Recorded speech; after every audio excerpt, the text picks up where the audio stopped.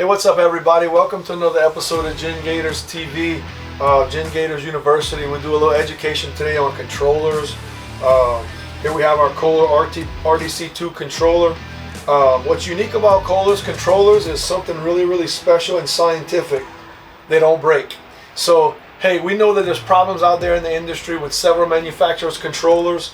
Kohler's RDC2 controller, in my opinion, is the most user-friendly, easiest to upgrade. But take a look at this, ladies and gentlemen. You can understand why these controllers are it's crucial that we suppress them with surge suppressors, because this failure is about $1,500.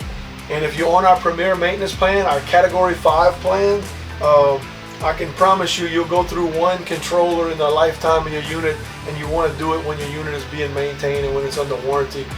So that's important that the life of the controller is really to the investment of the homeowner. This is probably the most integral part of your generator. It's the most unknown because it's electronic. A lot of people can change oil, get an engine going. People understand that a stator and rotor is what makes an armature, but not a lot of people are going to get into this controller and start jacking around with all these little electronics. So let's take care of it. Look into our surge suppression that we have branded out. I showed it to you in the lobby in a previous video. It'll protect the life of your controller along with a proper warranty and a proper maintenance program.